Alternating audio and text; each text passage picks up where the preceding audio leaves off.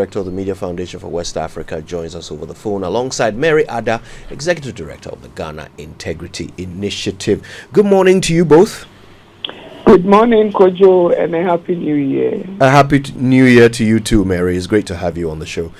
And in fact, let's start with you, Mary. I have no doubt that you witnessed and experienced yesterday from beginning to end. Tell us your thoughts on the president's inaugural speech. What were the things you noted as key? Thank you very much, Kojo, and good morning to your listeners. Good morning to Sule, and a Happy New Year. The president's speech was very impressive. It was short, it was concise, conciliatory in as much as he could, and then also it presented a picture of the seriousness with which he is taking the issue of a social contract and why citizens must be involved in the governance of states.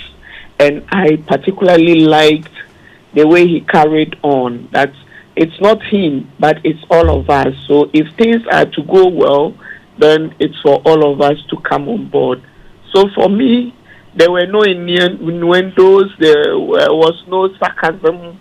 I believe this is one of the best speeches I have heard. And he also clearly outlined some of the critical issues he would want to attend to, and I believe that was also very good. And on the subject matter of the economy, he mentioned the 24-hour, he mentioned other areas that he would want to tackle.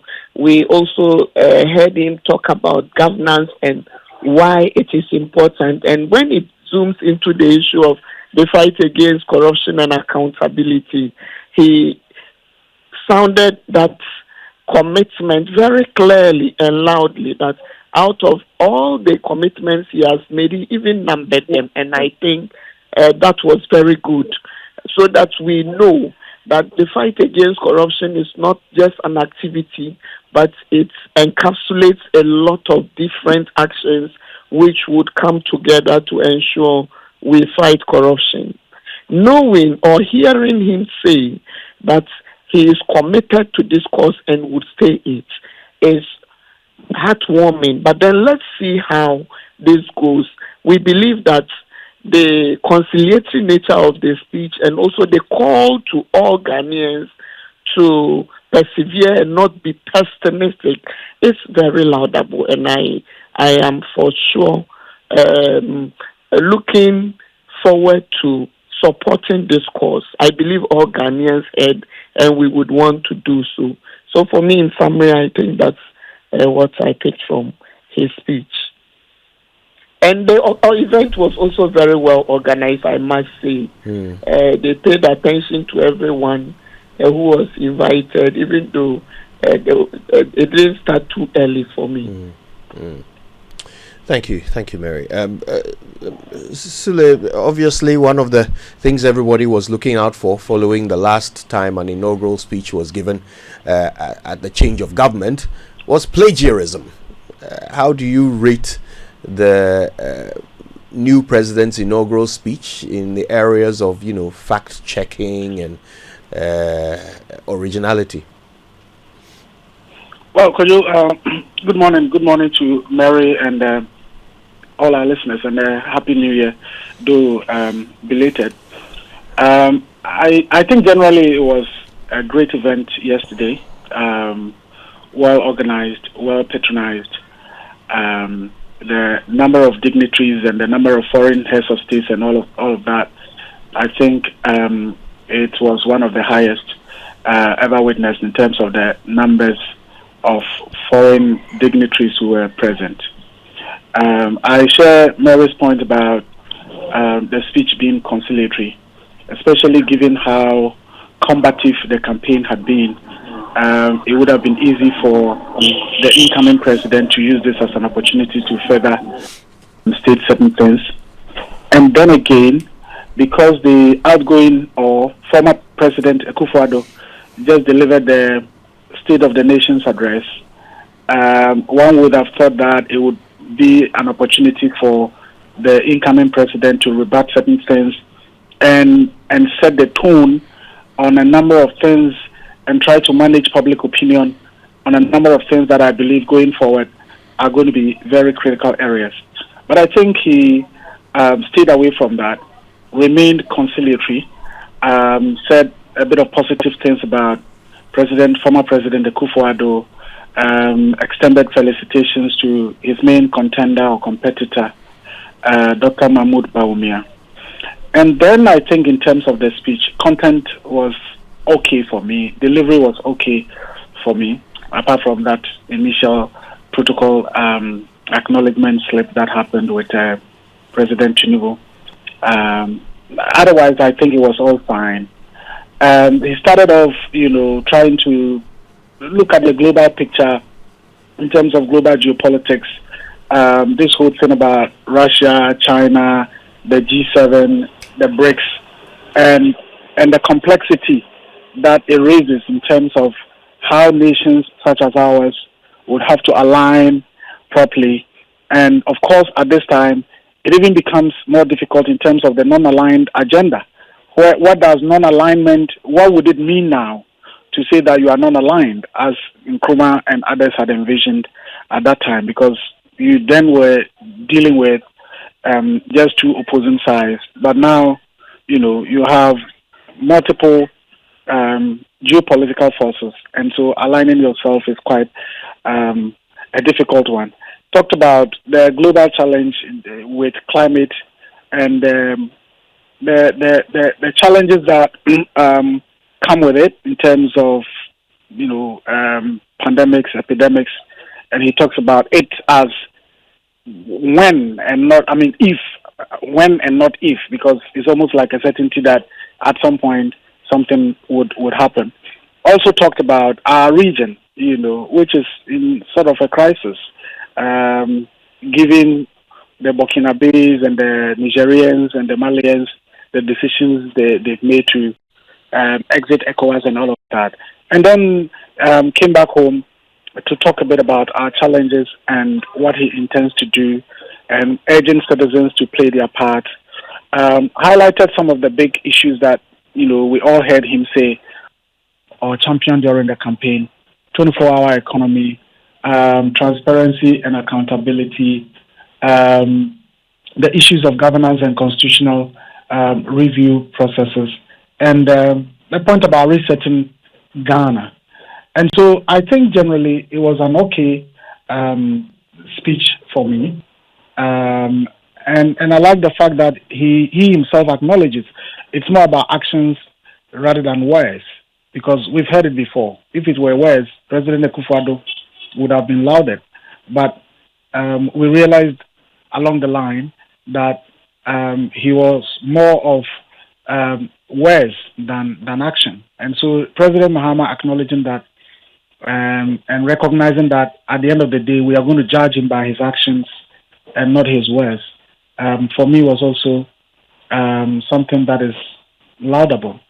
So, yeah, generally it was good, and we look forward to what he'll be doing. He has the benefit of being a former president, all the experiences one needs, people who may have betrayed him, people who may have underperformed, people who may have been disloyal, even though they pretended to be loyal, and what it means to be a former president. He's been there before.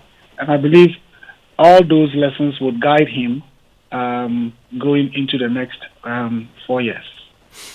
Now, Mary, one of the interesting moments was when the president, the head of state of Burkina Faso, came up to give his felicitations to President Mahama, and a loud cheer went up across the place.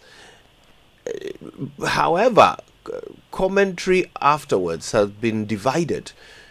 Some are suggesting that the invitation of Ibrahim Traore and other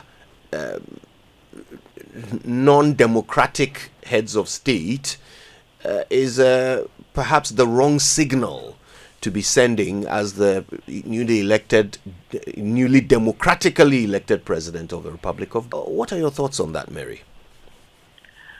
Kojo, we live in a space and we are neighbors as we speak. We cannot take away the fact that, as the president himself said, we are brothers and sisters, Moshis, Kafinas, Grishis, and others who just live across artificial borders which have been delineated by our colonial masters. You would not say that in this case, because these are undemocratic persons, you would not want to engage them at all. Perhaps let me just bring it down for all of us to understand. If your brother does something against you, does that mean you would not have anything to do with them?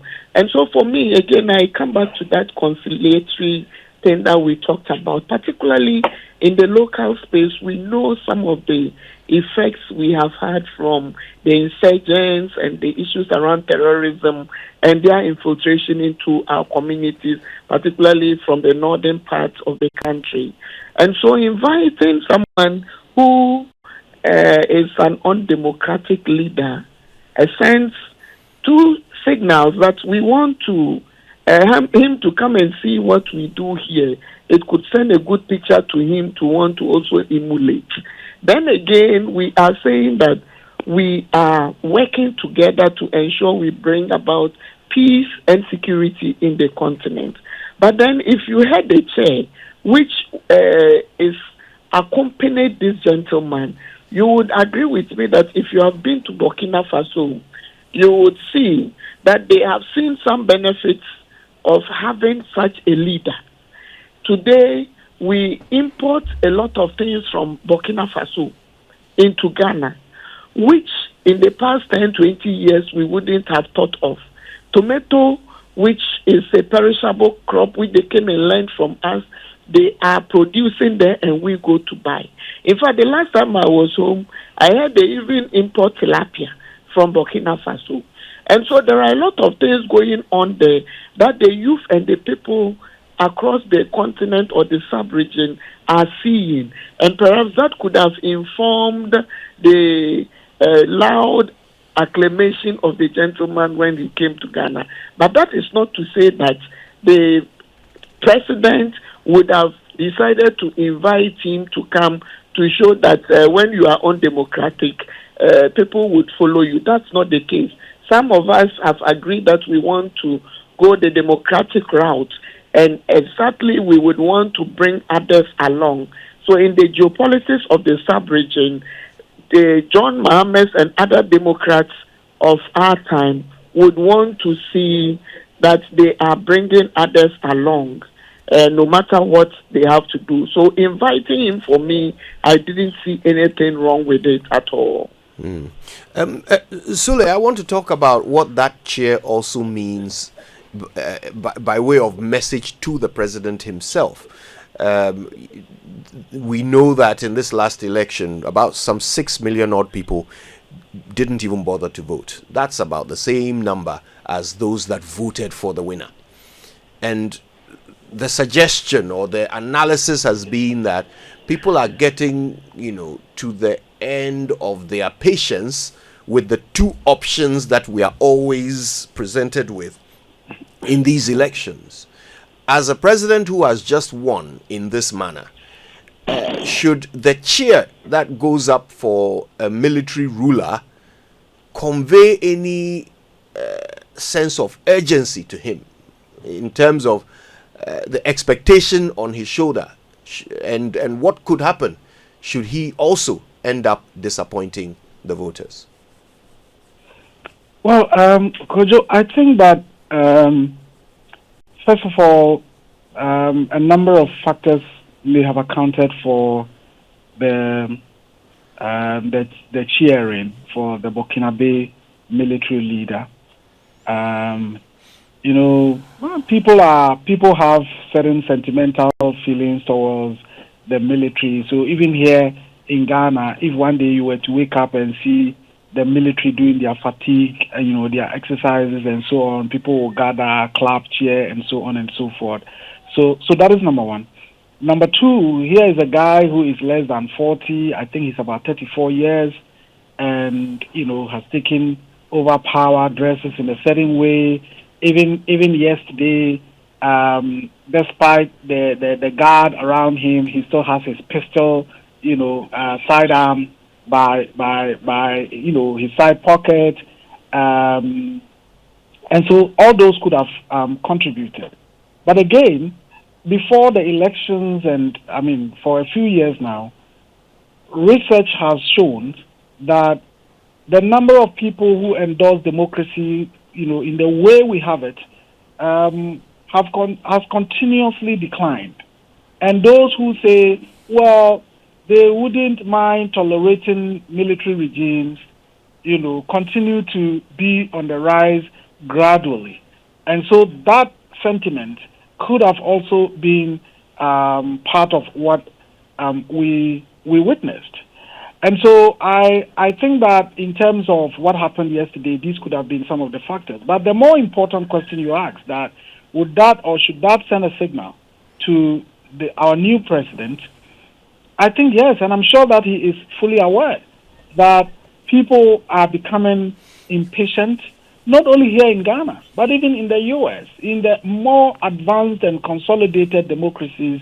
Increasingly people are getting frustrated with whether or not the governance we call democracy is working. But of course, we all do acknowledge that even as there may be deficits, even as there may be challenges with the democratic type of governance, it remains our best option. And choices remain quite limited. But certainly President Mahama, having been there before, having witnessed what had happened in the last 8 years, certainly would be aware that things cannot be done as usual, and things must change.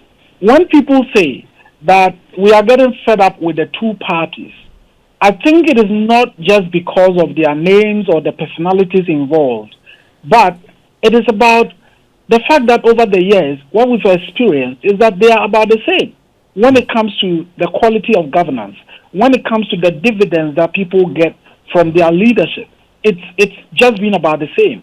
I remember when the president took over, in about a year or so, I did a post and I said, apparently there's no difference between the MPP and the NDC. I remember those times people fought me, even including highly respected people, whose views later perhaps even became worse than I had put it in terms of the output from the Akufo-Addo government.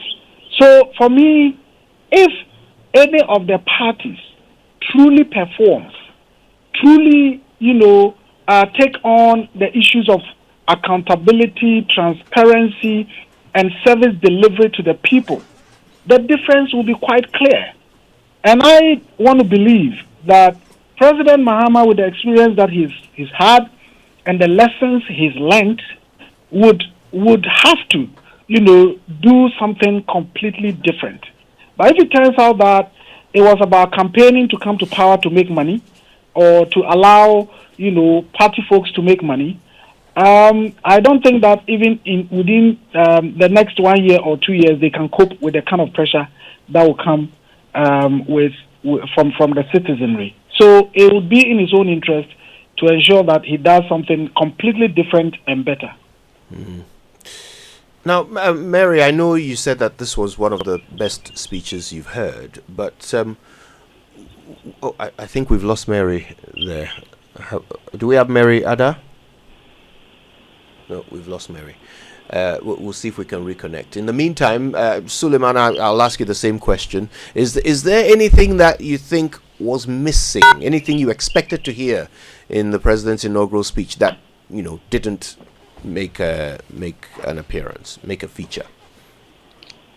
Well, under the circumstances, not much, because I don't think he could have spoken for hours to basically cover everything. Along the line, he talks about the focus in the interim going to be on governance, anti-corruption, and I think there were two other areas that he touched on, and then the economy, of course. And I think these are clearly fundamental areas. Of course, there are big issues such as the mess with our secondary education system. It's one of the areas that really requires a lot of attention, and that attention must be immediate because the mess that has been caused is quite deep.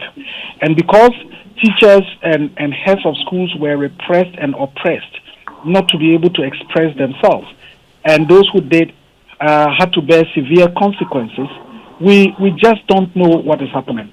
And if you talk to anyone who has a child in the secondary school, they will tell you, except those maybe who haven't gone to school before, and they wouldn't understand the dynamics and the challenges that we face. But otherwise, our secondary school system is in a complete mess, and that has to be addressed. If there was an opportunity, I think that we needed to, there ought to have been something about that. On the energy sector, if you speak to people in my office, they will tell you, I had always said, look, I expect that there's going to be doomsday. Whether Bawumia won or Mahama won, there's going to be doomsday. And I'm not surprised that yesterday, the spokesperson on the energy sector, John Jinapo, flagged that and basically signaled that there's going to be doomsday because of whatever. And that sector is also in a very, very deep crisis. And I think that just as President Akufo-Addo smartly said, I am leaving with the lights on, and I hope that it will continue to be on, it would have been important for the president, the new president, to also touch on the deep cracks in that area so that people wouldn't be surprised in terms of what happens. With the benefit of the attendance of the Burkinabe leader and representatives from Mali and Niger, I think one of the biggest regional issues now is the decision by these countries to exit ECOWAS. And I want to believe that ECOWAS leaders are doing everything possible to prevent that from happening. Even though, if it is to happen, the citizens of these three countries are going to really suffer severe consequences. I don't know whether it's for populism or for the interest of maybe Russia or China or whatever it is, or to basically tell off the French. It appears that these three countries are quite adamant in terms of the concessions that are being made and the approaches that are being made by ECOWAS. I think that it would have been great on this occasion if the president had slipped in something to say, I wish to take this opportunity to appeal to my brothers in Mali, Niger, and Burkina to reconsider their decision to exit ECOWAS, because together we are stronger.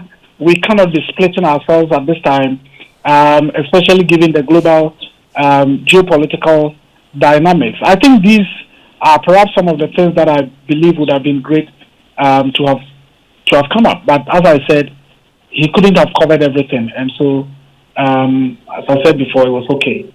Right.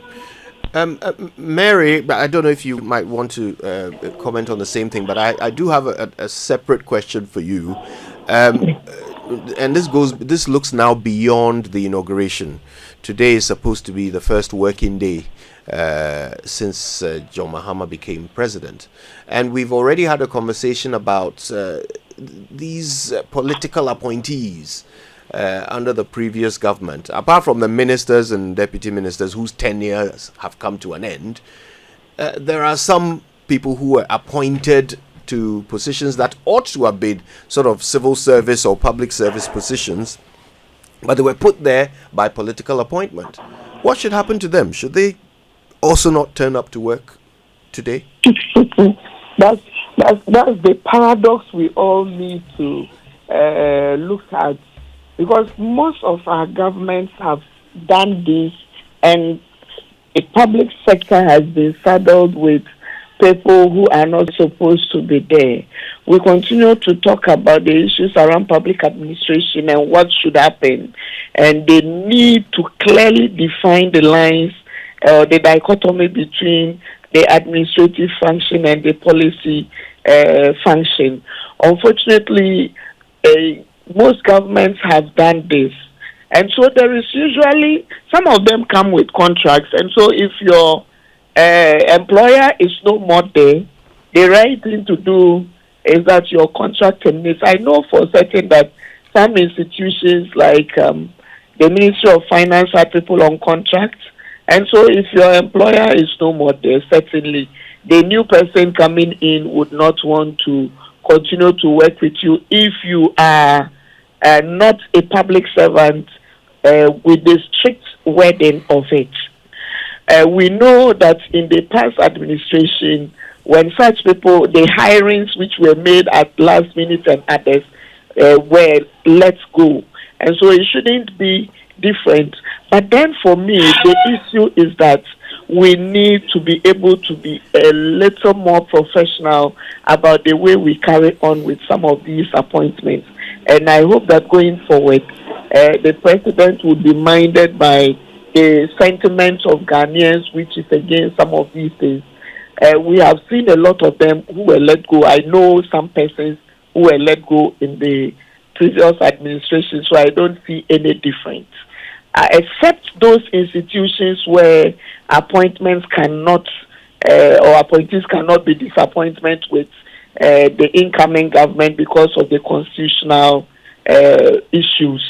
But then with all others, if you know you were brought on board as a contract person, or you were not a chief director, but yet you were brought on board to help with the ministry, certainly you cannot, the new government cannot be saddled with you, and so the right thing should be done. So for me, as I have said, going forward, let's look at what was the person appointed to do. Is it an appointment that went through the Public Service or the Civil Service Commission? If it didn't, then how did you get there? If you are not able to explain how you got there, then we do not have any questions whatsoever to deal with this, because we are running a public administration system which we want to perfect. And then also to say that this government should not also repeat what has been going on since 92, because it happens. There is a final question about the demeanor of the president when he was speaking. Do you think he exhibited enough, if you like, respect and understanding of the situation at hand? Did he manage the people's expectations of his government in a way that will set a tone for him to deliver when he's in office? Maybe Suleiman, I can start from there. Okay. Well, Kojo, I think that in my earlier submission, I touched on that briefly in terms of the difficulties and the challenges that we are in, which are real. And, I mean, from today, I don't think that people would entertain a lot of excuses. As we've always said, people are brought in to fix whatever is broken and not to tell us that it is broken or to basically complain. And that is why, as I said, I think it would have been better if the president had touched on some of the very, very critical areas that we know are in distress or in crisis, so that people can be a little bit understanding and patient, and when issues come up, people would appreciate that. Well, it cannot be fixed within a matter of a month or 2 months. But be that as it may, I think he avoided going in that direction, and so it's up to the government communications people and how they would engage the public to perhaps understand some of the issues that this government and, of course, our country is confronted with. So that is what I would say to that. Did he sound honest enough? Well, I think he did, and to a large extent, because he avoided some of the issues relating to our current state as a nation. There was little to be expected in terms of assessing whether he was honest or not, because essentially he was talking about bare facts. The global geopolitics, the issues of climate change, our country needing a reset, the efforts having to be all of us, making sure that it works. Ghana is us and not just one individual and all of that. But if he had decided to, for example, touch on the state of our education, the state of the energy sector, the state of the economy today, and all of that, then we would have been able to assess whether he was being honest to the facts or just being political. But he avoided questions of facts, and so it's difficult to assess him on those. Very well. Mary?